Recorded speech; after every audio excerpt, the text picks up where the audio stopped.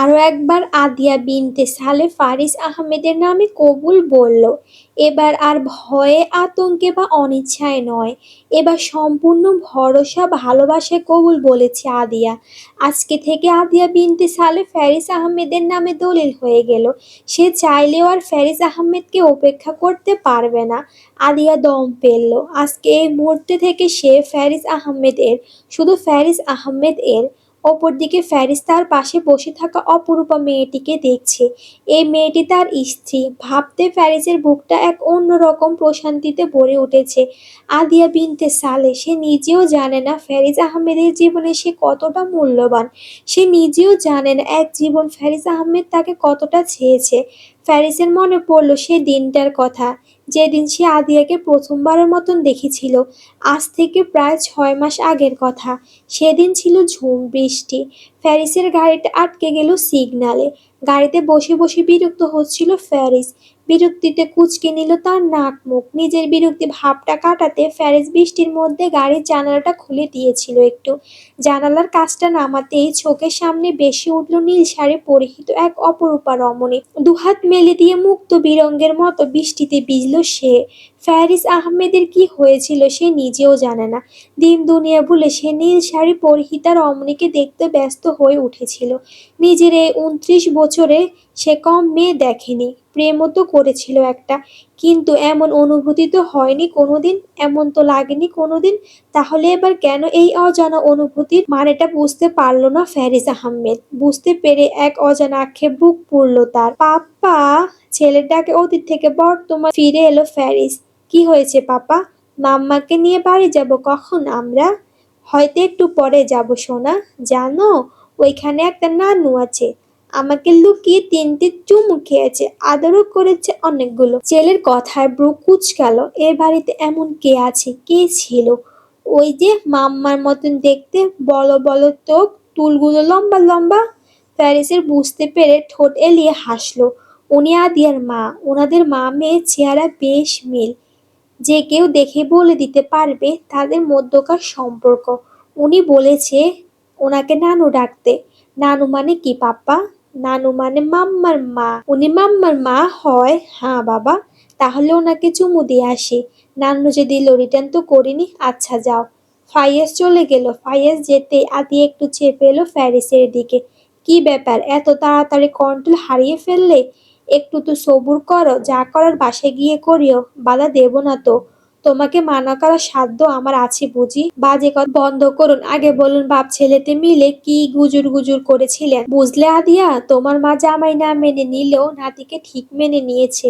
ভদ্র মহিলা নিজের আসলটা ঠিক রেখেছে। মানে? আন্টি ফাইয়েজকে আদর করেছেন আড়ালে, আর বলেছেন তাকে নানু বলে ডাকতে। সত্যি? অবাক হয়ে জানতে চাইলো আদিয়া। ফ্যারিস হেসে মাথা নাড়ালো। আদিয়ার মনটা ভরে উঠল। সে ভাবতেও পারেনি মা এত সহজে ফাইয়াজকে মেনে নেবে। উনি বিয়েটা না মানতে পারলেও সে ফাইয়াজকে মেনে নিয়েছেন, তাই অনেক। আদিয়া বিদায়ের সময় হয়ে এলো। সে এখন চলে যাবে। নিজের পরিচিত ঘর, পরিচিত মানুষজন ছেড়ে সে চলে যাবে। আবারও যখন ফিরে আসবে, তখন হয়তো সে হয়ে যাবে অতিথি। মেয়েদের জীবন কত বিচিত্র হয়। নিজের চেনা ঘর পরিবেশ ছেড়ে অন্যত্র চলে যেতে হয়। মানিয়ে নিতে হয় নতুন ঘর পরিবেশ, নতুন মানুষদের সাথে। আদিয়া দরজার সামনে দাঁড়িয়ে বাসাটাকে একবার দেখলো। এই বাসায় তার যখন এসেছিল তার বয়স ছিল 5 বছর। এখন তার বয়স 25। জীবনের 20টা বছর সে এই বাসাটা কাটিয়েছিল। জীবনের সবচেয়ে ভালো দিন থেকে শুরু করে জীবনের সবচেয়ে খারাপ দিনটা সে এ বাড়িতে পার করেছে। বিদায়ের সময় আদিয়া খুব একটা কাঁদলো না, তবে আমিরা কাঁদলো খুব। উফ ছোট আপা, এত কাঁদছিস কেন? মনে হচ্ছে বড় আপার জায়গায় তোকে শ্বশুর বাড়িতে পাঠিয়ে দিচ্ছি। বিরক্ত হয়ে বলল আতিক। ততক্ষণে কাঁদতে কাঁদতে আমিরা হেঁচকি উঠে গেছে। আদিয়া বোনকে আগলে নিল। এই মেয়েটা এত নাজুক, কিছু থেকে কিছু হলে কেঁদে বাসায়। আপা তুই যাস না। আচ্ছা যাব না। এবার তুই কান্না থামা, এত কান্না করতে হয় না। বোনকে সান্ত্বনা দিয়ে কথাটা বলল আদিয়া। কিন্তু আদিয়ার কথা পছন্দ হলো না বাপ ছেলের। বাপ ছেলেতেই ভ্রু কুঁচকে তাকিয়ে রইল আদিয়ার দিকে। তারপর একসাথে প্রশ্ন করে উঠল, যাবে না মানে? প্রশ্নগানা শেষ হতে ওরা একে অপরের মুখ চাওয়াচাই করে আবারও আদিয়ার দিকে তাকালো। তাদের এই মুহূর্তে উত্তর দরকার। ফ্যারিস আর ফাইয়াজের কাছে উপস্থিত সকলে শব্দ করে হেসে উঠল। এতে একটু ফ্যারিস লজ্জা পেলেও ফাইয়াজ এসব বোঝে না। সে মাম্মাকে নিয়ে যেতে এসেছে, এখন যদি মাম্মা না যায় তাহলে তো মুশকিল হয়ে যাবে। মাম্মা চলো, দেরি হয়ে যাচ্ছে। আদিয়াকে এক প্রকার টেনে ধরল বাচ্চাটা। আমির এবার ছাড়লো বোনকে, ফাইয়াজের কাছে এসে বলল, শোনো, আমার বোনকে দিচ্ছি, যত্নে রাখবে। ফাইয়াজ মাথা নাড়ল, অর্থাৎ সে মাম্মাকে যত্নে রাখবে। ওই সময় নানুও বলেছিল এই কথা। আদিয়া পুরো ঘরে চোখ বুলিয়ে মাকে খুঁজলো, ফেলো না। আশাহত হলো আদিয়া, তার বিদায়ের সময়ও মা থাকবে না। তার অপরাধ কি এতটাই বড় ছিল যে মা শেষ মুহূর্তে এসেও তাকে ক্ষমা করতে পারল না? সে কি এতটাই ক্ষমার অযোগ্য হয়ে উঠেছিল? আদিয়া খালাকে মায়ের কথা জিজ্ঞেস করলে খালা জানালেন উনি নিজের ঘরে। আদিয়া ফাইয়াজের হাতখানা ছাড়িয়ে নিয়ে মায়ের ঘরের সামনে গেলেন। ঘরের দরজার ভেতর থেকে বন্ধ। আদিয়া দুইবার নক করলো, দরজা খোলো। মা, আমি চলে যাচ্ছি। যদি তোমার মনে হয় আমাকে ক্ষমা করেছো বা ক্ষমা করতে পারবে তবে জানিও, আমি সাথে সাথে চলে আসব। আমি যাচ্ছি, তোমরা ভালো থেকো। আদিয়া পা ঘুরিয়ে 2 কদম এসে একটু থামলো। ঘাড় ঘুরিয়ে একবার বন্ধ দরজাটার দিকে তাকালো। বুকটা ভারী হয়ে আসছে তার। কান্নারা সব দলা পাকিয়ে যাচ্ছে তার। আদিয়া দাঁড়াতে চাইল না, কিন্তু তার পা দুটো টলমল করছে। তার মনে হচ্ছে সে হাঁটতে পারছে না। মাথাও কেমন ঘুরছে, মনে হচ্ছে এখনই পড়ে যাবে সে। আদিয়া চেষ্টা করেও নিজের টাল সামলাতে ব্যর্থ হলো। তবে সে পড়ে যাওয়ার আগে একজোড়া বলিষ্ঠ হাত তাকে আগলে নিল, জায়গা দিল নিজের পুরুষালী প্রশস্ত বুকে। আদিয়া, ঠিক আছো? আদিয়া মাথা নেড়ে ঠিক আছে বললেও ফ্যারিস বিশ্বাস করল না। আদিয়া নিজেকে ছাড়িয়ে নিতে চাইলে সে এক ঝটকে আদিয়াকে কোলে তুলে নিল। একবার আদিয়ার নানু আর খালার দিকে তাকিয়ে বিদায় নিল সে। এখন ফ্যারিস আহমেদের রুমে শুয়ে আছে আদিয়া। পাশে বসে আছে ফাইয়াজ। মায়ের শিয়রে বসে সে মায়ের মাথায় হাত বুলিয়ে দিচ্ছে। আদিয়া না করলেও সে শোনেনি। তাকে সকলে বলে দিয়েছে মাম্মার যত্ন নিতে। সে তো সবাইকে কথা দিয়েছে মাম্মার যত্ন নেওয়ার। এখন যদি সে মাম্মার যত্ন না নেয় তাহলে তো বিষয়টা রং হবে, তাই না? এতটুকু ছেলের পাকা পাকা কথা শুনে আদিয়া হাসলো। আর ছেলেটা এত মিষ্টি কেন, শুধু খেয়ে ফেলতে ইচ্ছে করে। তোমার পাপা কোথায় ফাইয়াজ? পুপাইকে নিয়ে বাইরে গেছে। কখন গেছে? বাড়িতে একটু পরে। আচ্ছা। তারা মা ছেলেতে মিলে গল্প করতে লাগলো। তাদের গল্পের মাঝখানে রুমে আসলো ফাতিহা। ফাতিহাকে দেখে আদিয়া উঠে বসলো। উঠতে হবে না, তোমার শরীর এমনিতেই দুর্বল। সমস্যা নেই আপু। ফাতিহা হাসলো। ভাইয়া সাহেব কি আজকে ঘুমাবেন না? ঘুমাবো, চলুন পিপির সাথে। পিপি আপনার জন্য যে গিফটগুলো এনেছে তা তো দেওয়া হলো না। গিফট এনেছো পিপি? উৎসাহিত হয়ে জানতে চাইলো ফাইয়াজ। অবশ্যই এনেছি। ফাইয়াজ লাফ দিয়ে পিপির কোলে উঠে ফাতিহা ফাইয়াজকে বুকের সাথে জড়িয়ে ধরে আদিয়াকে উদ্দেশ্য করে বলল, তুমি রেস্ট করো, আমি ফ্যারিসকে পাঠিয়ে দিচ্ছি। আদিয়া মাথা নাড়ালো। ফ্যারিসের নাম শুনেই বুকের ভেতর দড়াম দড়াম করা শুরু করে দিয়েছে। সে কি ফ্যারিস আহমেদকে ভয় পাচ্ছে? হবে হয়তো, কিন্তু কেন? উত্তরটা জানা নেই। ফ্যারিস যখন রুমে এলো ঘড়িতে সময় তখন 11টা ছাড়িয়ে গেছে। আদিয়া তখন বারান্দায় দাঁড়িয়েছিল। একা একা রুমে ভালো লাগছিল না বলে সে বারান্দায় এসে দাঁড়িয়েছিল। ফ্যারিসের বারান্দাটা বেশ বড়, ফুল গাছও আছে অনেক। এগুলো সব নতুন আনা। আগের বার যখন এসেছিল তখন গাছগুলো ছিল না, শুধু 2টো ক্যাকটাসের গাছ ছিল এখানে। এবার তার সাথে হরেক রকম ফুলের গাছ যুক্ত হয়েছে। সবগুলো আদিয়ার পছন্দের ফুল। আদিয়া হাসলো ঠোঁট এলিয়ে।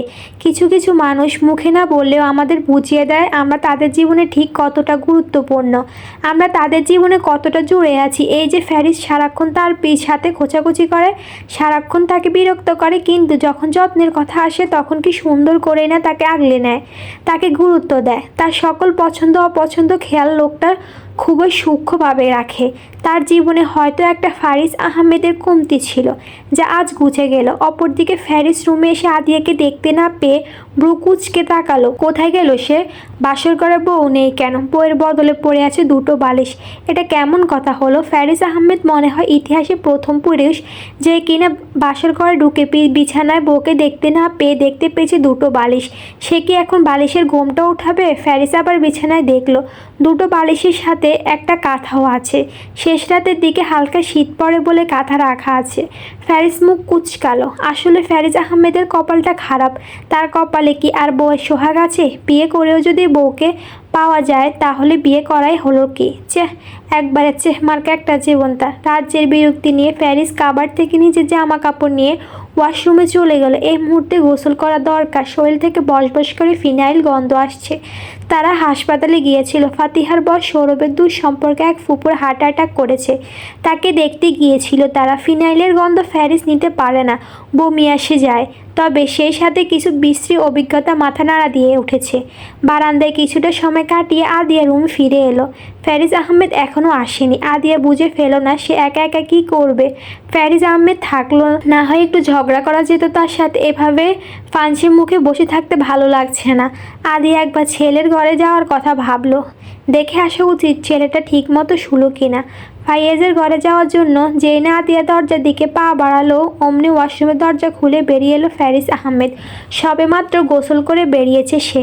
গায়ে তার বিন্দু বিন্দু ফানিগুলো সরু রেখা ধরে এগিয়ে পড়েছে।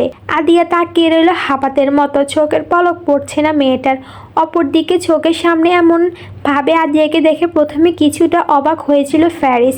কিছু বলতে গিয়ে বলল না। আদিয়ার দৃষ্টি তার দিকে, চোখের পলক পড়ছে না তার।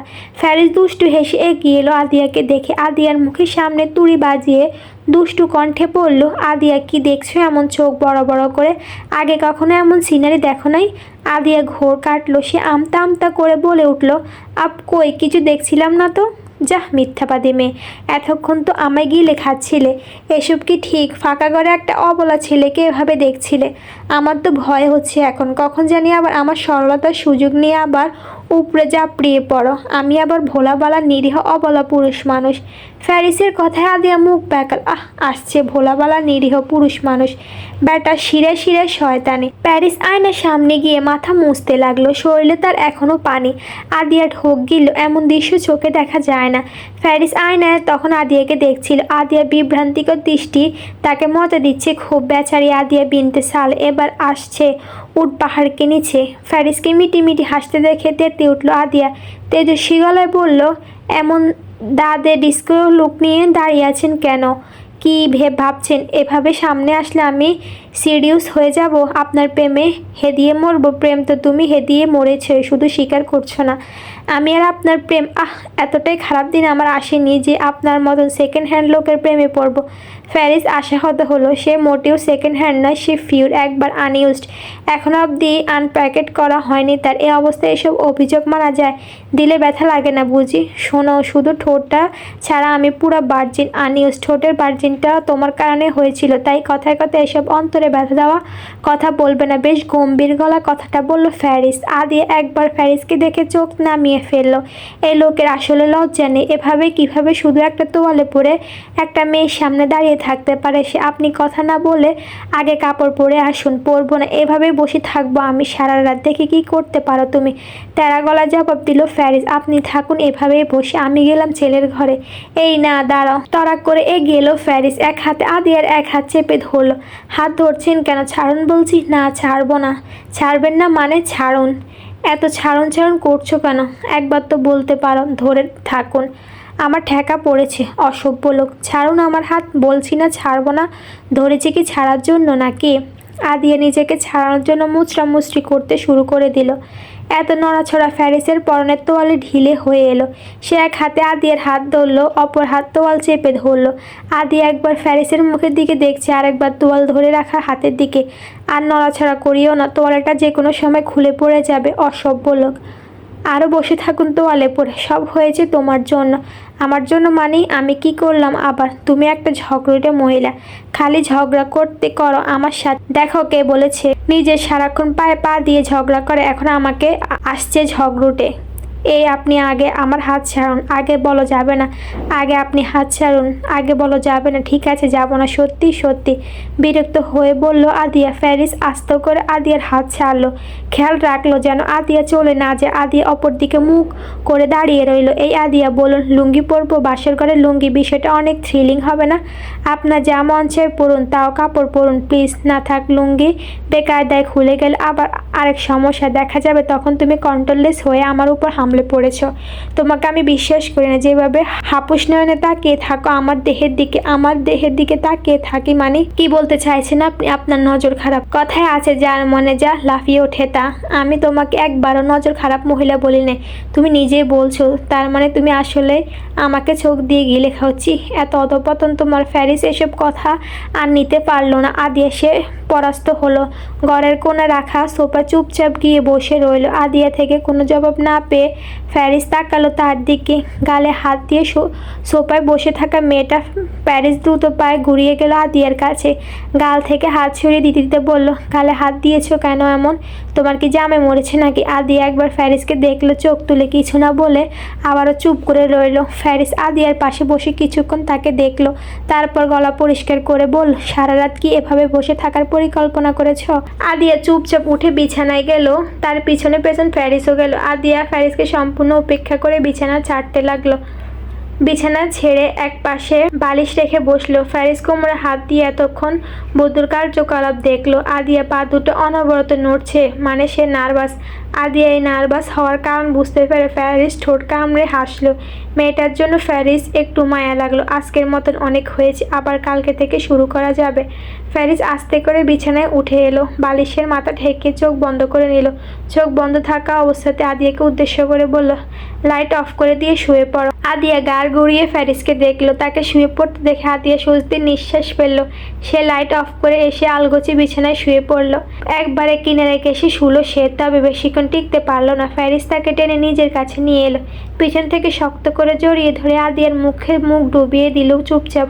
ছাড় দিয়েছি মানে এই না এত দূরত্ব সহ্য করব? আদিয়া নড়াছড়া বলে এভাবে শক্ত হয়ে শুয়ে রইল। তার নিঃশ্বাস বন্ধ হয়ে আসছে, ভেতরে হাঁসফাঁস লাগছে খুব।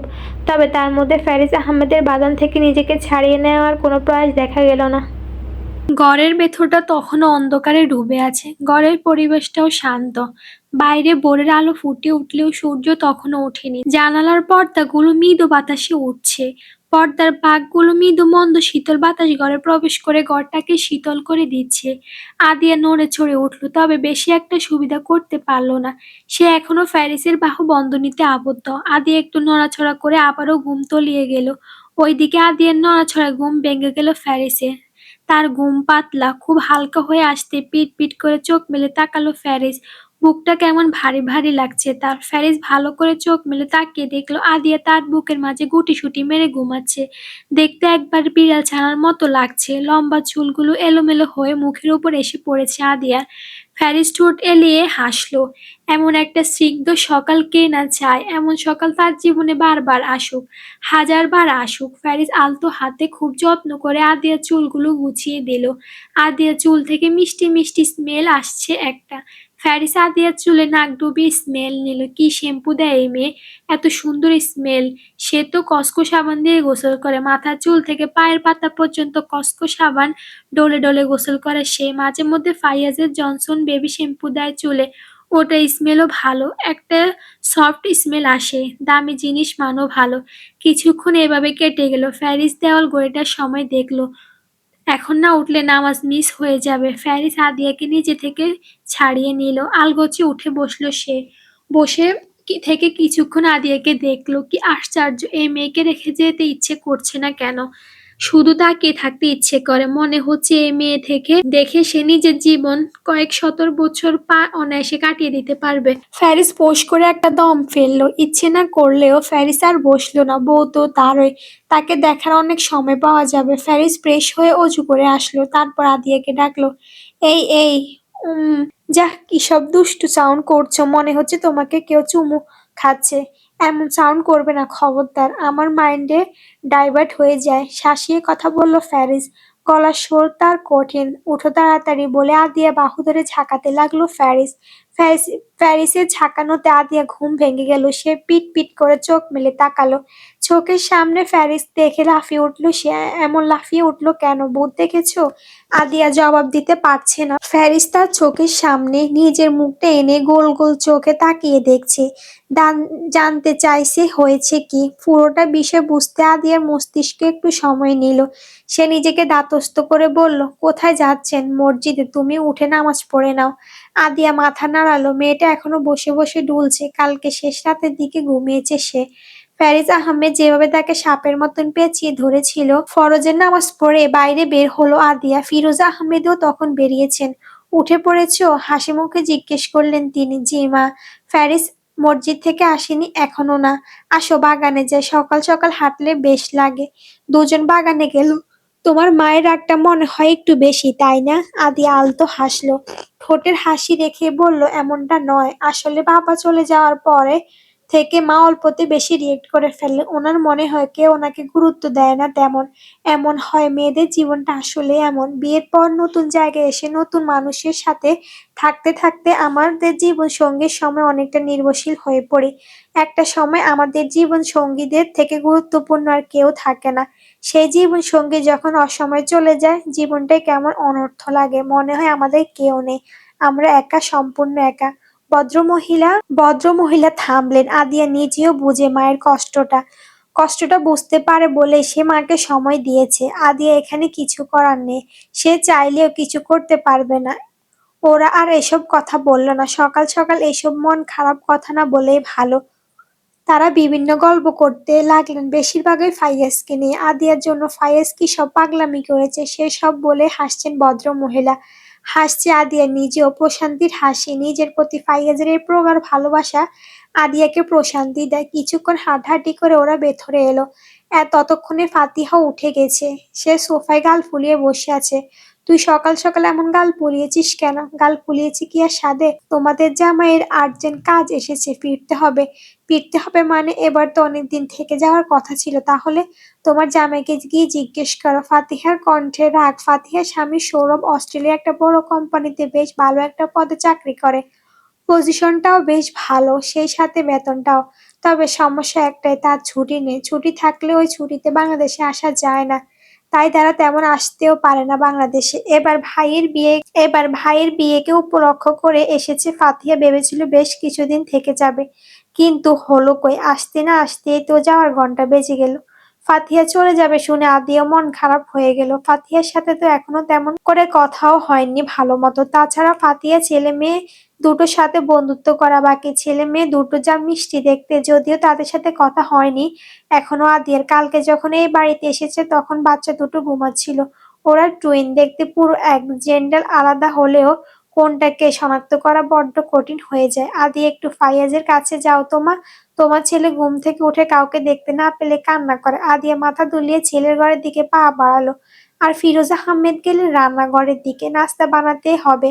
বাড়িতে জামাই এসেছে এতদিন পর, ভালো মন্দ রেঁধে না খাওয়ালে হয়? ফাইয়াজের রুমটা পুরোটা নীল রং করা, সবটা ডোরেমন থিমের ডেকোরেশন করা। নীল রং তার খুব প্রিয়, সাথে ডোরেমন। আদিয়া ফাইয়াজের রুমে গিয়ে দেখলো বিছানার মাঝখানে হাত পা ছড়িয়ে ঘুমাচ্ছে ফাইয়াজ। সে সাধারণত একা থাকে না, পাপার সাথেই থাকে। আজকে ভাই বোন আর ফিফি পেয়ে পাপাকে ভুলে গেল। এই নিয়ে ফারিস আহমেদের আফসোসের শেষ নেই। আদিয়া আস্তে করে ছেলের মাথার কাছে বসে ছেলের চুলে হাত বুলিয়ে দিতে লাগলো। চুলগুলো বেশ বড় হয়েছে, কাটতে হবে। আদিয়া ফাইয়াজের কপালে চুমু দিল একটা। এটা তার বাচ্চা, শুধুই তার। একটু পরেই ফাইয়াজ নড়ে উঠল। দুবার এপাশ ওপাশ করে ফাইয়াজ নড়ে উঠল। দুপাশ এপাশ ওপাশ করে চট করে উঠে বসলো সে। চোখ দুটো তার এখনো বন্ধ। আদিয়া বসে বসে ছেলের কাণ্ড দেখছে। তার ভীষণ হাসি পাচ্ছে, কিন্তু সে হাসতে পারছে না। ছেলে রাগ করে বসে। কিছুক্ষণ বসে বসে ঝিমিয়ে পট করে চোখ খুলে তাকালো ফাই। চোখের সামনে মাম্মাকে বসে থাকতে দেখে ভ্রু কুঁচকালো সে। বুঝতে পারছেন এটা স্বপ্ন নাকি বাস্তব। মাম্মা এখানে কেমনে আসবে? মাম্মা! আদিয়ার চেহারা হাত বুলিয়ে ডাকলো সে। আদিয়া ফাইয়াজকে কোলে টেনে দিয়ে গালে চুমু দিল। বলল, বলো সোনা। এটা তুমি? হ্যাঁ, এটা আমি, হাসি মুখে বলল আদিয়া। এবার হাসলো ফাইয়াজও। কালকে তো মাম্মা এসেছিল তাদের বাসায়। এখন থেকে তো মাম্মা তাদের সাথেই থাকবে। সকাল সকাল ফাইয়াজের মনটা ভালো হয়ে গেল। সে মায়ের কোলে লেপ্টে রইল। আদিয়া ছেলেকে কিছুক্ষণ আদর করলো। আদরের সময় শেষ। এবার ব্রাশ করতে হবে, ফ্রেশ হতে হবে, চলো। ফাইয়াজ ভদ্র ছেলেটির মতো মায়ের কথা মতন ওয়াশরুমে গেল। সে এসব টুকটাক নিজের কাজ নিজে করতে পারে। নাস্তার টেবিলে বসে আছে সকলে, নাস্তা করছে আর কথাবার্তা বলছে। ফাতিহা এখনো গাল ফুলিয়ে রেখেছে। সৌরভ যদিও বলেছে ফিরতে হলে সে একা ফিরে যাবে। ফাতিহা ছেলে মেয়েদের নিয়ে কিছুদিন থেকে তবে ফিরুক। তবে ফাতিহা মানতে পারছে না, কারণ সে জানে এখন সৌরভ যতই কথাই বলুক সে ওদের ছেড়ে ফিরবে না। ওদের বগল দাবা করেই তবেই ফিরবে। ফাইয়েজ তার মাম্মার সাথে নাস্তা করছে আজকে। ছেলেটার হাসি সরছে না মুখ থেকে। একদিকে এত এত ভালো ঘটেছে তার সাথে, একে তো ঘুম থেকে উঠে মাম্মাকে পেয়েছে, এখন আবার মাম্মা খাইয়ে দিচ্ছে। নাস্তা করে ঘরে ফিরে এসেছে আদিয়া। ফ্যারিস সৌরভের সাথে বাজারে গিয়েছে। শ্বশুর বাড়ির জন্য আজকে সৌরভ বাজার করবে, আর ফ্যারিস আহমেদ গিয়েছে তাকে সঙ্গ দিতে। ফ্যারিস আহমেদ বাজারে গিয়েছে মনে পড়তে আদিয়া মুখ বেঁকালো। মনে পড়লো তার সাথে ফ্যারিস আহমেদের প্রথম সাক্ষাতের কথা। আদিয়ার জীবনে প্রথম সেদিন বাজারে গিয়েছিল, তাও আবার মাছের বাজারে। সে মাছ চেনে না, সে মাছ খায়ও না তেমন একটা। খাওয়ার মধ্যে চিংড়ি মাছটা খায়, চেনার মধ্যে শুধু ওই চিংড়ি মাছটাই চিনত সে। একদিন বাবার সাথে খুব যুদ্ধ লাগলো তার। যুদ্ধের এক পর্যায়ে সে বাবাকে চ্যালেঞ্জ ছুড়ে মারলো, সে বাজার করবে, সে মাছ কিনে নিয়ে আসবে। সে যখন হম্বিতম্বি করে বাজারের উদ্দেশ্যে বের হবে, মা পেছন থেকে বলল বোয়াল মাছ নিয়ে আসতে। আদিয়া ঠিক আছে বলে বেশ ভাবের সাথে বাজারে গিয়েছিল। যতটা হম্বিতম্বি করে বাড়ি থেকে বেরিয়েছিল, বাজারে গিয়ে ততটা বিপাকে পড়ল আদিয়া। একে তো মাছের আষ্টে গন্ধ, তার উপর মানুষের চাপাচাপি আর কোলাহল। বিরক্ত হলেও আদিয়া হাল ছাড়ল না। আজকে সে বোয়াল মাছ কিনে তবে বাড়ি যাবে, এটা তার সম্মানের ব্যাপার। আদিয়া এগিয়ে গেল মাছের দোকানের দিকে। বেশ বড় বড় মাছ। কিছুক্ষণ বিজ্ঞের মতো নজর বুলিয়ে মাছগুলো দেখলো সে। তাজা মাছ নিতে হবে, নরম মাছ নিলে মা আবার সে মাছ তার দিকে ছুঁড়ে মারবে। আদিয়া দু একটা দোকান ঘুরে দেখে একটা দোকানে এসে থামলো। এইখানে মাছগুলো তাজা বেশ, কিছু এখনো জীবিত। মাছগুলো নড়ছে কেমন। মাছের কেজি কত করে? কোনটা নিবেন আপা? বোয়াল মাছ নিব। পাঙ্গাস মাছের দিকে হাত দিয়ে ইশারা করলো আদিয়া। ওইটা বোয়াল মাছ নয়, ওইটা পাঙ্গাস। বোয়াল মাছ এইটা। পাশ থেকে একটা গম্ভীর স্বর ভেসে এলো। আদিয়া পাশ ফিরে তাকিয়ে দেখলো একজন সুদর্শন পুরুষের চোখে সানগ্লাস পরনে দাঁড়িয়ে আছে। তার দৃষ্টি সামনের দিকে মনোযোগ দিয়েছে, মাছ দেখছে। আদিয়া আবার সামনের দিকে তাকালো, দেখলো দোকানি মিটি মিটি হাসছে। আশেপাশে দু একজনও হাসছে। আদিয়া বুঝতে বাকি রইল না, তার মজা পেয়েছে বেশ। পাশের লোকটার উপর আদিয়া রাগ হলো, তবুও দুনিয়ার সমস্ত রাগ এসে জমা হলো লোকটার উপর। আপনার কাছে আমি জানতে চেয়েছি সব জায়গায় নাক গলাতে আসেন কেন? লোকটা চোখ থেকে চশমা খুলে আদিয়ার দিকে তাকালো, অতি স্বাভাবিক গলায় জিজ্ঞেস করলো, আপনি কি পাগল? তেতে উঠল আদিয়া। কত বড় সাহস বেটা, তাকে পাগল বলে? আপনার এত বড় সাহস হয় আমাকে পাগল বলার? আমি কোথায় পাগল বললাম? আমি তো শুধু জানতে চাইলাম। লোকটার কণ্ঠস্বর এখনো স্বাভাবিক, কোনো জড়তা নেই। আপনি একটা অভদ্র লোক, কোনো ম্যানার নেই। আদিয়া চলে যাওয়ার জন্য সামনের দিকে পা বাড়ালো। আপা মাছ নেবেন না? দোকানে পিছনে ডাকলো।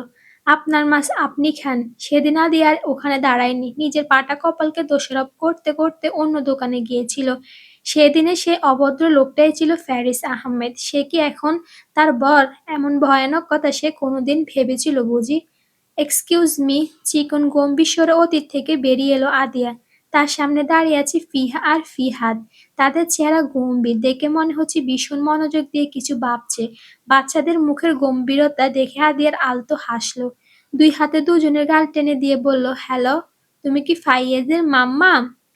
প্রশ্ন করলো ফিহাদ। ছেলেটার গলার স্বর একটু বেশিই গম্ভীর। হ্যাঁ, আমি ফাইয়াজের মাম্মা। তুমি তো আসল ডলের মতো দেখতে। কণ্ঠের গম্ভীর্যতা নামিয়ে উচ্ছ্বসিত হয়ে কথাটা বলল ফিহা। আদিয়া আবারও হাসলো। তাহলে ফাইয়াজ ঠিকই বলেছিল। আবারও নিজের গম্ভীর স্বরে কথাখানা বলল ফিহাদ। এতটুকু ছেলে এমন গম্ভীর স্বরে অবাক না হয়ে পারল না আদিয়া।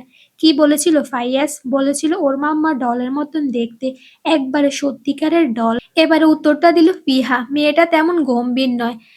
আদিয়া হাসলো। পাগল ছেলে তার। মায়ের প্রশংসা করতে একটুও কার্পণ্য করে না সে। অথচ ছেলের বাপকে দেখো, কথায় কথায় তার সাথে ঝগড়া করতে আসে। আচ্ছা, তোমাকে আমরা কি বলে ডাকবো? আমাকে আমি তো সম্পর্কে তোমাদের মামি হই, তোমরা মামি বলে ডাকতে পারো। মামি কি? জানতে চাইল পিহা। মামার বউ। আদিয়া জবাব দেওয়ার আগে বিজ্ঞের মতন জবাব দিল ফিহাদ। কণ্ঠস্বর এখনো স্বাভাবিক হয়নি তার। আগের মতোই নিজের গম্ভীরতা বজায় রেখেছে ছেলেটা। আদিয়া হেসে ফিহাদের গাল টেনে দিল আবারও। কাজটা বোধহয় ফিহাদের পছন্দ হয়নি। সে চোখ মুখ কুঁচকে নিল। আদিয়া অবাক হয়ে ফিহাদকে দেখতে লাগলো। বয়স কত হবে ওদের? 8 বছর। এই বয়সে এত ভাবে এই ছেলে, বড় হলে করবে কি? এর মধ্যে কোথা থেকে ফাইয়াজ আহমেদ এলো? সে এসেছিল মায়ের কাছে, এখানে এসে পিয়াদ ভাইকে দেখে ছেলেটা খুশি হলো। মাম্মাকে দেখছো পিয়াদ ভাইয়া? দেখেছি। আবারও ফিহাদের গম্ভীর স্বর। ডলের মতো না? ডলের মতো। পিহাদের উত্তর পেয়ে পাইয়েস খুশি হলো খুব। সে যখন বলেছিল তার মাম্মা ডলের মতন তখন ফিয়াদ ভাইয়া বিশ্বাস করেনি। বলেছিল এমন হয় মানুষ কখনো ডলের মতো হয় না। এবার পিহাদ ভাই বিশ্বাস করেছে ফাইয়াজের মাম্মা আসলে ডলের মতো সুন্দর। ফাইয়াজ মায়ের কোলে উঠে এলো। মায়ের নরম গাল দুটোতে চুমু দিল। কি ব্যাপার আজকে এত ভালোবাসা? আইসক্রিম খাবে মাম্মা? এসো আইসক্রিম খেতে যাই।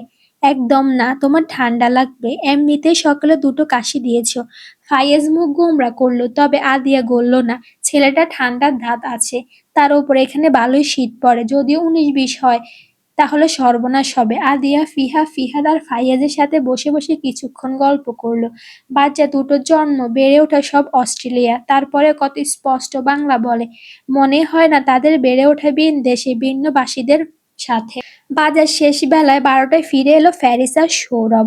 সৌরভ দু হাতে ভরে শ্বশুর বাড়ির জন্য বাজার করলো। এত বাজার দেখে ফিরোজ আহমেদ কিছুক্ষণ বকাঝকা করলেন সৌরভকে। এত কিছু আনার কি দরকার ছিল? সৌরভ বকতে বকতে তিনি বাকি জিনিসগুলো গুছিয়ে রাখতে গেলেন। এখন আবার মাছ কাটতে বসতে হবে, অতগুলো মাছ কাটতে সময় লাগবে বেশ। ফাইয়াজ দাঁড়িয়ে দাঁড়িয়ে সব দেখছে, বিশেষ করে মাছগুলোর প্রতি তার খুব আগ্রহ। কেমন করে নড়াচড়া করে দেখতে এত মজা লাগে। ফ্যারিস একবার চোখ তুলে আদিয়াকে দেখলো, তারপর ফাইয়াজকে ডেকে নিয়ে আসলো নিজের কাছে। ছেলের হয়েছে মায়ের ন্যায়টা, মাকে পেয়ে বাপকে ভুলে গেছে। মাছ চেনো ফাইয়াজ? ফাইয়াজ মাথা নাড়ানো, তবে বুঝে গেল না সে কি বুঝিয়েছে। ফারিস হাতের ইশারা একটা মাছ দেখিয়ে বলল, বলো তো এটা কি মাছ? ফাইয়াজ আগ্রহী হলো, উত্তেজিত গলায় বলল, এটা পাঙ্গাস মাছ। ছেলেটার উত্তরে শব্দ করে হেসে উঠল ফ্যারিস, দৃষ্টি তার আদিয়ার দিকে। ফ্যারিসকে আচমকা হাসতে দেখে ভ্রু কুঁচকে তাকালো আদিয়া। হলো কি এই লোকের? এমন পাগলের মতো হাসছে কেন? এমন করে হাসছেন কেন? হাসির কারণ তোমার ছেলে তোমার মতোই হয়েছে, বুঝলে? আমার ছেলে আমার মতো হবে না তো কি পাশের বাসার বাবির মতন হবে? কি হয়েছে তাই বলুন। ফ্যারিস আবারও হাসলো। তোমার ছেলে তোমার মতো মাছ চেনে না। মা পাঙ্গাস মাছকে বোয়াল বলে, ছেলে বোয়ালকে পাঙ্গাস বলে। তোমাদের নিয়ে আমি করবোটা বলো তো? ফ্যারিসের কথা আদিয়া ঠোঁট ফুলালো, মান সম্মান থাকলো না তার।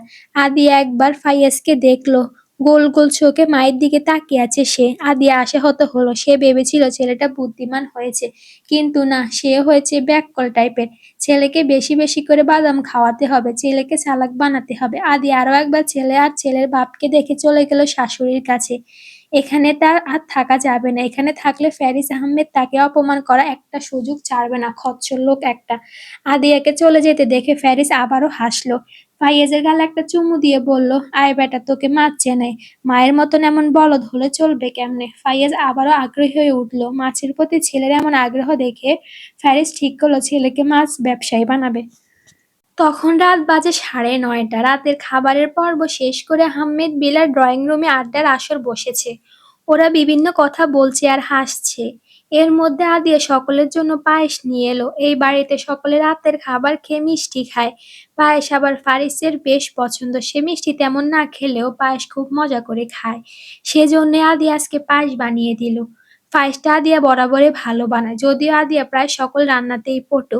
আড্ডা শেষ হতে হতে বেজে গেল 10:30-র উপরে। বাচ্চারা তখন ঘুমে ঢুলঢুল করেছে। ফাইয়াজ, আসো রুমে গিয়ে ঘুমাবে। ফাইয়াজকে ডাকলো আদিয়া। আমি ফিয়াদ ভাইয়ের সাথে ঘুমাই। ঘুমু ঘুমু কণ্ঠে জবাব দিল ফাইয়াজ। ছেলেটা ফিহাদের বেশ ভক্ত হয়েছে। অবশ্যই সোনা, বলে ফাতিহা ফাইয়াজকে কোলে তুলে নিল। পিপির কোলে উঠে ঘুমে তলিয়ে গেল ছেলেটা। ছেলের ঘুমটাও মায়ের মতন গাঢ় হতে সময় নেয় না। আদিয়া ছেলের কপালে চুমু দিয়ে ফাতিহাকে রুমে পাঠিয়ে দিল। একে একে সকল আড্ডা ভেঙে ঘরে চলে গেল। ফাইয়াজকে একবার দেখে রুমে এলো আদিয়া। রুমে এসে বিছানা ঝাড়ছে আদিয়া। তখনের পর থেকে ফ্যারিস আহমেদের সাথে সে একটাও কথা বলেনি। ফ্যারিস আহমেদ যদিও এসেছিল দু একবার কথা বলতে, আদিয়া তাকে পাত্তা দেয়নি। পাত্তা না পেয়ে সে আর চেষ্টা করেনি। এতে করে যেন আদিয়া রাগ অভিমানের রূপ নিল। ফ্যারিস আহমেদ তবুও তার অভিমান বুঝল না। নিজের বধূর অভিমান বুঝবে না এতটাও অবুঝ সে নয়। এসব ভেবে কেন আদিয়ার খুব কান্না পাচ্ছে, তবে সে কাঁদল না। কেন কাঁদবে সে? ফ্যারিস আহমেদের জন্য? কোনো দিনও না। ফ্যারিস আহমেদের তার কান্নার তার অশ্রুর যোগ্যও না। আদিয়া ভাবলো, আসলে কি তাই? ফ্যারিস আহমেদ কি এতটাই অযোগ্য? মনে হয় না। এই লোক শেয়ানা, জাদু জানে এই লোক। আদিয়া আকাশ কুসুম চিন্তা ভাবনার মাঝে রুমে এলো ফ্যারিস। আদিয়াকে গভীর মনোযোগ দিয়ে কিছু চিন্তা করতে দেখে আলতো করে হাসলো সে। হুট করে মাথায় এক দুষ্টু বুদ্ধি চেপে বসলো তার। পা টিপে টিপে সে আদিয়ার পিছনে দাঁড়ালো ফ্যারিস। আঙ্গুল দিয়ে টোকা দিয়ে আদিয়ার কাঁধে। আচমকা কোনো কিছুর স্পর্শ পেয়ে প্রায় লাফিয়ে উঠল আদিয়া। আদিয়াকে এমন লাফিয়ে উঠতে দেখে শব্দ করে হাসলো ফ্যারিস। চমৎকার সেই হাসি। তবে আদিয়ার কাছে সেই হাসিটা চমৎকার লাগলো না।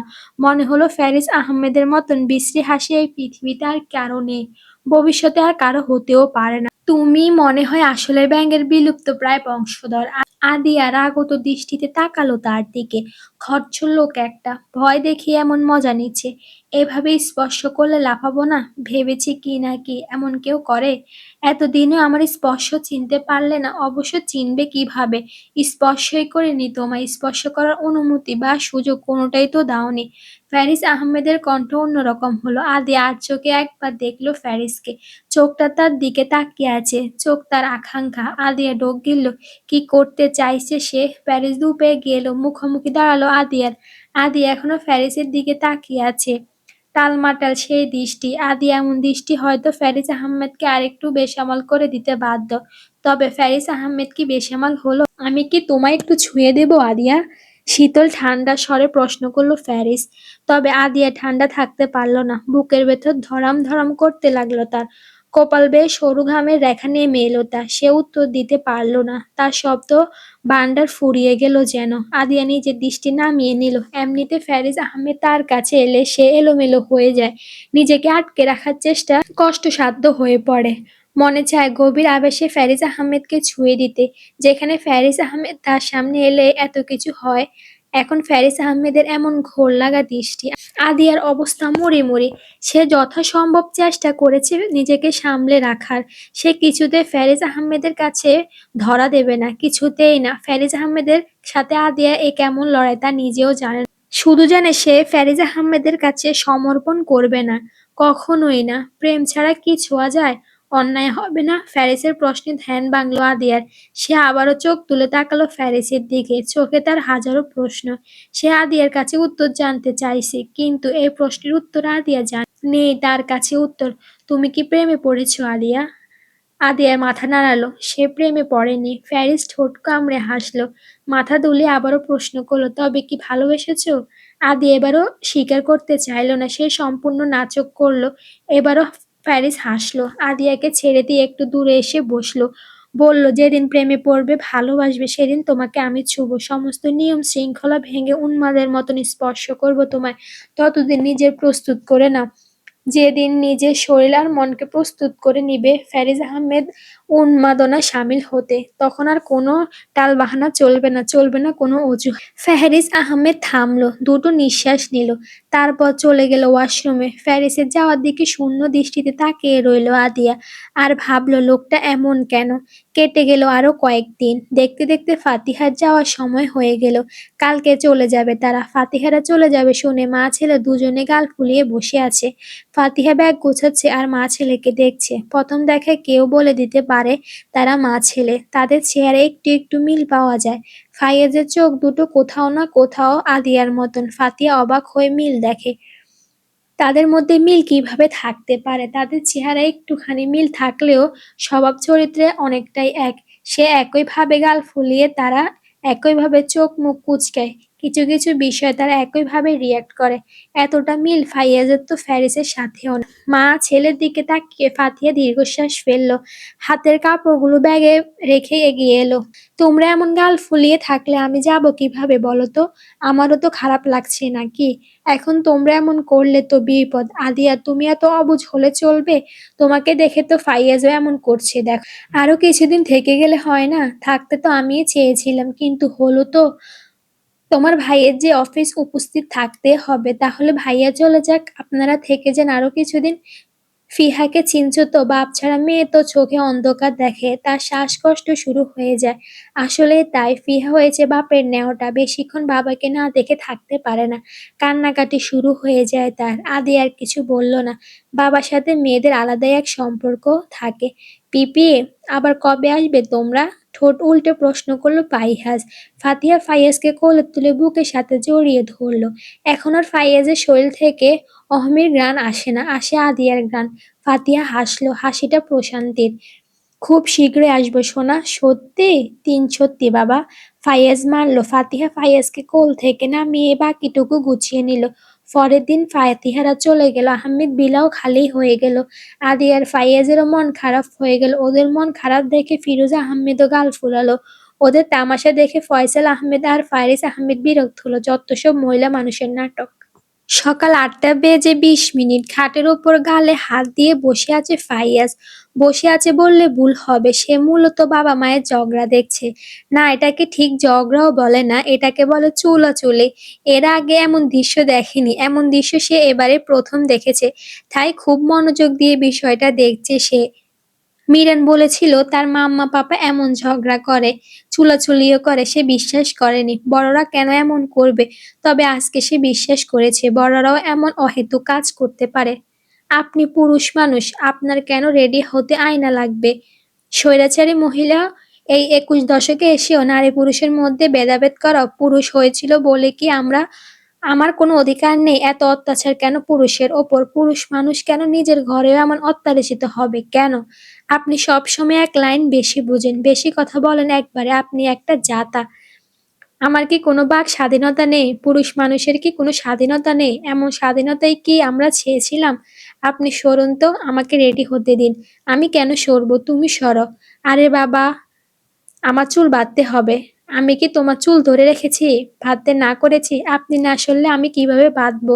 তাহলে ২ মিনিট পরে এসো। না, এখনই। স্বামীর কথা শুনতে হয়, না হলে পাপ হয়, পাপ। এত পাপ সইব কেমনে? যাও বাবু, একটু পরে এসো, আমাকে রেডি হতে দাও। মাম্মা, পাপড়া, তোমরা কি ঝগড়া করছো? আদিয়া উত্তর দেওয়ার আগে ফাইয়াজ গলা পাওয়া গেল। ছেলের গলা পেয়ে আদি আর ফেরেজ একসাথে তাকালো ছেলের দিকে। ছেলে গোল গোল চোখে তাদের দিকে তাকিয়ে আছে। চোখে তার হাজারো কৌতূহল। আদি আর ফেরেজ একে অপরের মুখ চাওয়াচাই করলো। ঝগড়ার তালে পড়ে তারা ভুলেই গিয়েছিল এখানে ফাইয়াজও আছে। না বাবা, ঝগড়া কেন করতে যাব? আমরা তো শুধু কথা বলেছিলাম। মেকি হেসে বলল আদিয়া। মায়ের কথা ফাইয়াজ বিশ্বাস করল না। সে নিজের চোখে দেখছে ওরা দুজনে এতক্ষণে কি সব কাজকর্ম করেছে।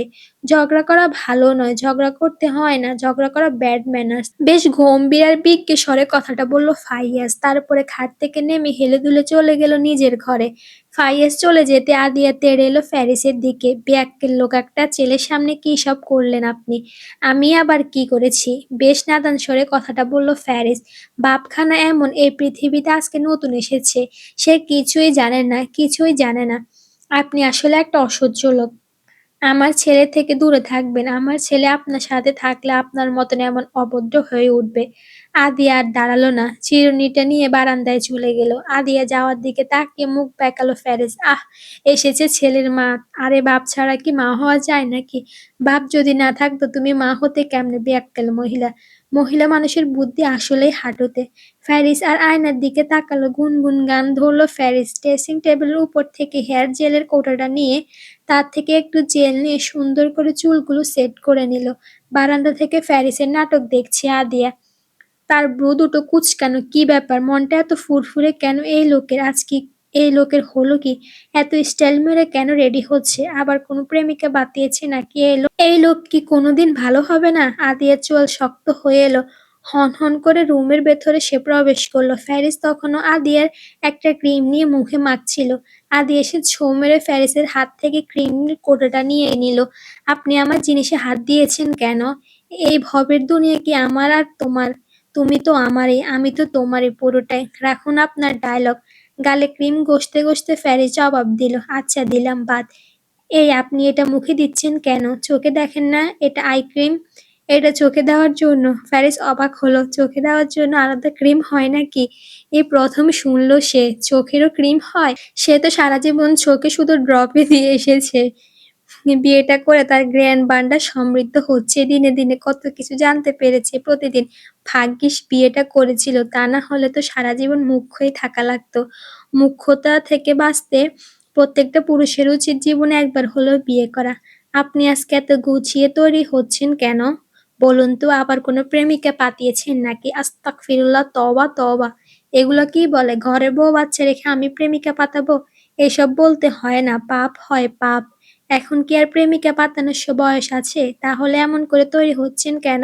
মুস্তাক বলেছে সেজেগুজে থাকলে বউ তাড়াতাড়ি প্রেমে পড়ে। অবশ্য তুমি তো প্রেমে টেমে পড়ছো, শুধু স্বীকার করছো না। ফ্যারিজ আহমেদের কপাল খারাপ, তার কপালে বউয়ের আদর নেই, ভালোবাসা নেই। থাক, বাদ দাও এসব কথা। আমি ফাইয়াজের ঘরে যাচ্ছি, তুমি তাড়াতাড়ি চলে এসো। আর দাঁড়ালো না ফ্যারিস, সে হেলে দুলে চলে গেল ফাইয়াজের ঘরে। ফ্যারিসের যাওয়ার দিকে তাকিয়ে রইল আদিয়া।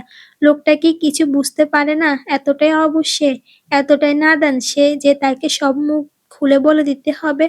আদিয়া এখন কি করবে? কি চায় সে? সে কি চায় আদিয়ার সামনে হাঁটু ভেঙে বসে তাকে প্রেম নিবেদন করুক, তাকে বলুক, শুনুন হে ফ্যারিস আহমেদ, আপনার ছেলের মা আপনার প্রেমের পিছলে পড়েছে, আপনি তো তার প্রেম গ্রহণ করে তাকে টেনে তুলুন, তাকে উদ্ধার করুন। যত সব অসহ্যকর আরো অসহ্যকর। কিছুক্ষণ ফ্যারিসকে বকাঝকা করে আদিয়া নিজে বের হলো ঘর ছেড়ে ফাইয়াজের ঘরে। ড্রয়িং রুমে সোফায় বসে পত্রিকা পড়েছেন ফয়সাল আহমেদ। পাশে বসে আছে স্বামীর সাথে কিছু একটা নিয়ে কথা বলছেন ফিরোজা আহমেদ। কথা বলার এক পর্যায়ে ওনার নজর গেল সিঁড়ির দিকে। আদিয়া হাত ধরে নামছে ফাইয়াজ, পাশে ফ্যারিস। কি সুন্দর একটা পরিবার! ফিরোজা আহমেদকে চোখ ভরে এলো। এমন একটা পরিবারে আশা তো তিনি করেছিলেন, এমন একটা পরিবারের স্বপ্নে তো তিনি দেখেছিলেন। অবশ্যই স্বপ্ন সত্যি হলো। দাবাই, দাদার কোলে লাফিয়ে উঠল ফাইয়াজ। ফয়সাল আহমেদ হেসে নাতিকে কোলে তুলে নিলেন। ফাইয়াজ বুঝি স্কুলে যাচ্ছে? হ্যাঁ, ফাইয়াজ তার মামা পাপার সাথে স্কুলে যাচ্ছে। তুমি অফিসে যাচ্ছ আদিয়া? জি মা। আচ্ছা, তাহলে দুজনের লাঞ্চ পাঠিয়ে দেব? আদিয়া মাথা দুলালো। বিষয়টাতে যদিও তার একটু খারাপ লাগলো। দুপুরবেলা তিনি একা হাতে সব রান্না করবেন, যদিও হেল্পিং হ্যান্ড আছে, তবুও একটু খারাপ লাগলো আদিয়ার। সেই সাথে একটু ভালোও লাগলো বটে। ফিরোজা আহমেদ আসলে একজন ভালো মানুষ। তিনি কখনোই আদিয়াকে বাড়ির বউয়ের মতো ট্রিট করেননি, সবসময় মেয়ের চোখে দেখে এসেছেন। ফাইয়াজকে আনতে কে যাবে? সময় পেলে আমি যাব, ব্যস্ত থাকলে তোমাকে ফোন করে দেব। আচ্ছা, তো ফাইয়াজ সাহেব, স্কুল পরে দেখা হচ্ছে। দিদুন আমার জন্য পুডিং বানিয়ে রাখবে। নাতির আবদারে হাসলেন ফিরোজা আহমেদ। ছেলেটা এত পুডিং পছন্দ করে, একবারে ফায়াজের মতো। ছেলেটাও পুডিং পছন্দ করত খুব। ছেলের কথা ভেবে দীর্ঘশ্বাস ফেললেন ফিরোজা আহমেদ।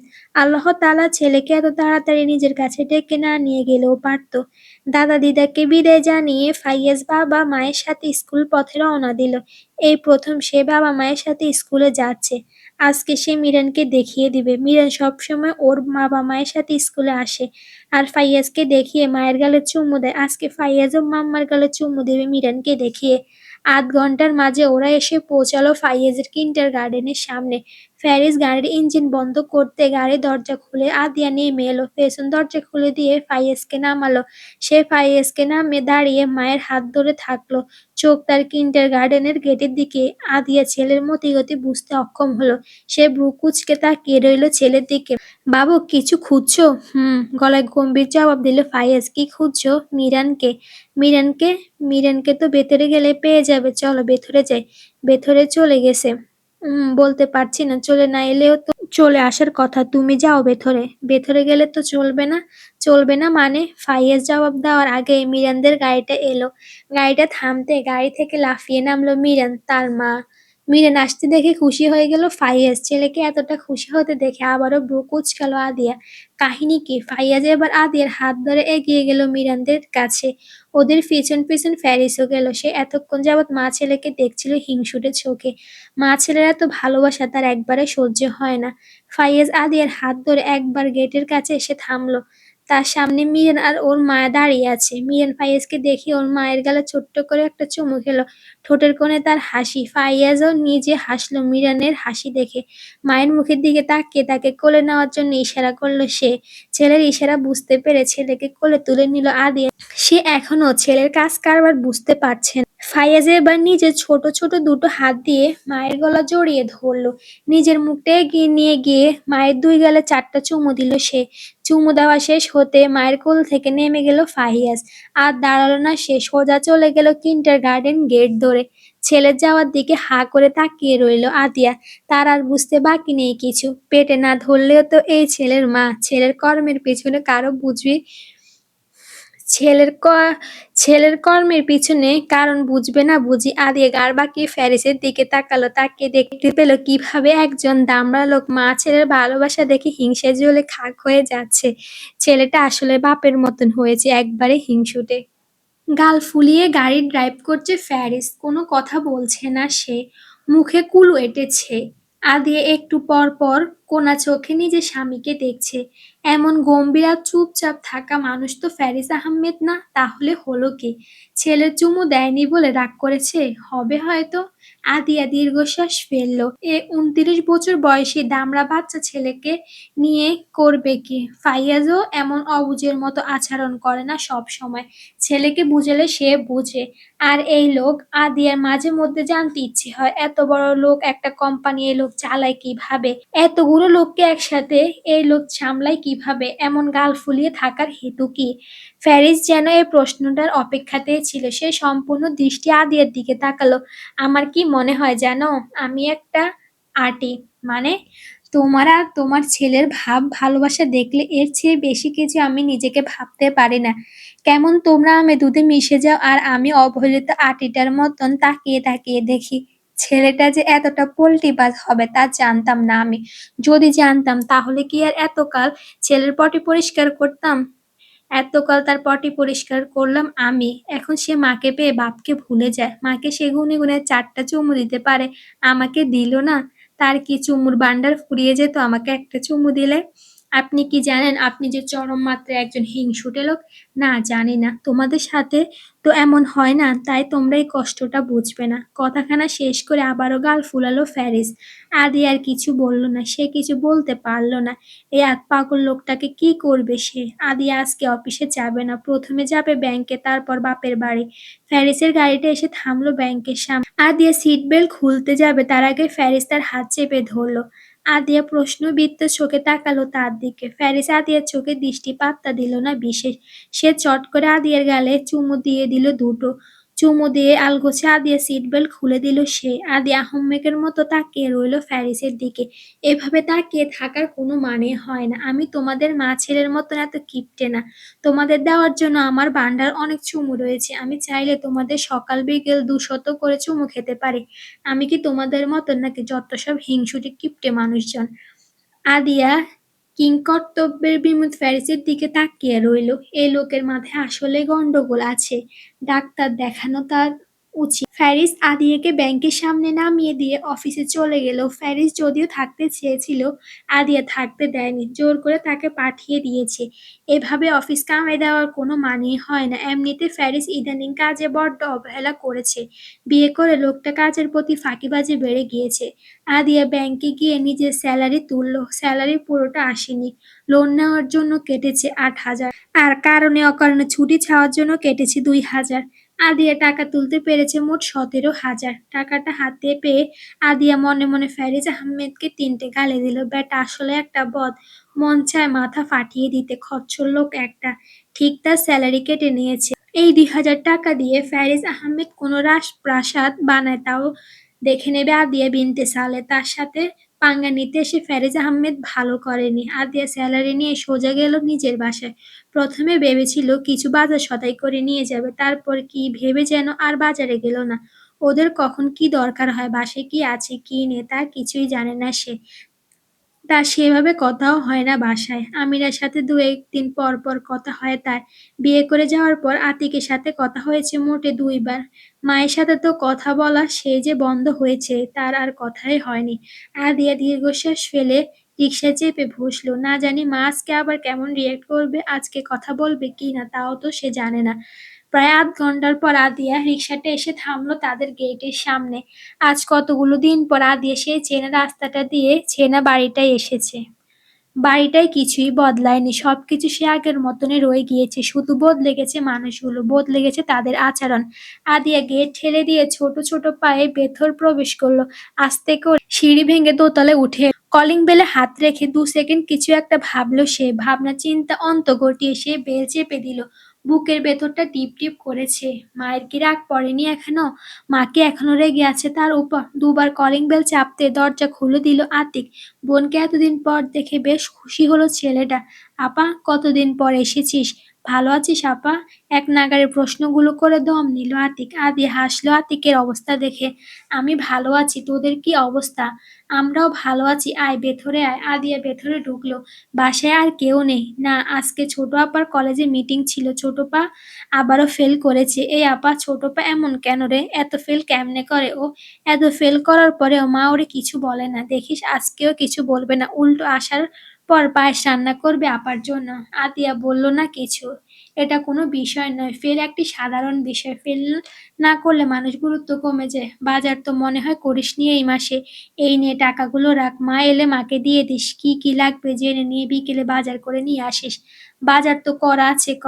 হ্যাঁ, দুলাভাই তো সেদিন এতগুলো বাজার করে দিয়ে গেল। আতিকের কথা শুনে অবাক হলো আদিয়া। দুলাভাই মানে ফ্যারিস আহমেদ? ফ্যারিস ওদের বাড়িতে বাজার করে দিয়ে গেছে? কবে, কখন? ফাইয়াজের পাপা বাজার করে দিয়ে গিয়েছিল। ফাইয়াজের পাপা কে আপা? আরে তোর দুলাভাই। হ্যাঁ, মাস যেদিন শেষ হলো তার পরের দিনে তো দুলাভাই বাজার সদাই করে নিয়ে এসেছিল। মায়ের আর আমার ওষুধও নিয়ে এসেছিল। আতিকের কথায় আদি আরো অবাক হলো। আজকে মাসের 7 তারিখ। ফ্যারিস আহমেদ মাসের প্রথম দিনে এসে এত সব দিয়ে গেছে? এত দিক নজর লোকটার, কই তাকে তো লোকটা এই বিষয়ে কিছু বলেনি। বললে কি হতো, সে কি ঝগড়া একটু কম করতো না তার সাথে? আচমকাই ফ্যারিস আহমেদের প্রতি আতিয়া ভালো লাগে মাথা ছাড়া দিয়ে উঠল। লোকটার কাছে ফেলে হয়তো দুটো চুমো সে দিত। এই আপা, একটু চা বানিয়ে খাওয়া। অনেকদিন তোর হাতে চা খাই না। ছোটপা তোর মতন ভালো চা বানাতে পারে না, কেমন যেন পাংশে লাগে ওর বানানো চা। বাইয়ের কথা হাসলো আদিয়া। বাইয়ের মাথায় চুলগুলো এলোমেলো করে দিয়ে রান্নাঘরের দিকে পা বাড়ালো সে। দুই ভাই বোন অনেক দিন পর একসাথে বসে চা খেলো, আড্ডা দিল। আদিয়া বেশ অনেকক্ষণ মা আর আমিরার জন্য অপেক্ষা করল। ওদের ফোন করেছিল অবশ্য একবার, ওরা কেউ ফোন তোলেনি। দেরি হয়ে যাওয়া আদিয়া আর বসল না, চলে গেল। স্কুল থেকে এসে ফাইয়েজ তাকে না পেলে আবার দাদিকে বিরক্ত করে খুব। পরের দিন সকালবেলা আদি আর ফ্যারিসের মধ্যে আবারও ছোটখাটো একটা যুদ্ধ হয়ে গেল তৈরি হওয়া নিয়ে। যুদ্ধ কেউ জয়লাভ করলো না, আবার না কেউ পরাজিত হলো। ফাইয়েজ দেরি হয়ে যাবে বলে যুদ্ধটা বাকি রয়ে গেল। ফাইয়েজকে কিন্ডার গার্ডেনের সামনে নামিয়ে দিয়ে গাড়ি ঘুরিয়ে তারা অফিসে চলে গেল। ফ্যারিস তখন অফিসে বসে একটা গুরুত্বপূর্ণ ফাইল দেখছিল। আদিও ব্যস্ত ভীষণ। এতদিন ফাতিহারা ছিল বিদে আসা হয়নি অফিসে। এতদিন কামাই দেওয়ার ফলে অনেকগুলো ডিজাইন জমে গেছে তার, সেগুলো নিয়ে কাজে মগ্ন সে। কাজ না করলে তো পরে আবার ফ্যারিস আহমেদ তার স্যালারি কেটে নিবে। এমনিতে গত মাসে আর 2,000 টাকা কেটে নিয়েছে, বদমাস লোক একটা। দুজনের জন্য ব্যস্ত সময় পার করছিল, এমন সময় ফাইয়াজের কিন্ডার গার্ডেন থেকে ফোন এলো। সে নাকি কোনো ছেলের নাক ফাটিয়ে দিয়েছে মেরে। গার্ডিয়ান কল করা হয়েছে। ফ্যারিস অবাক হলো ভীষণ। ফাইয়াজ এমন কাজ করেছে তার বিশ্বাস হচ্ছে না। বয়স কত হয়েছে ছেলের, এখনই সে মানুষকে নাক ফাটিয়ে বেড়ায়। ফারিস আদিয়াকে বগল দাবা করে ছুটল ফারিসের কিন্ডার গার্ডেনের দিকে।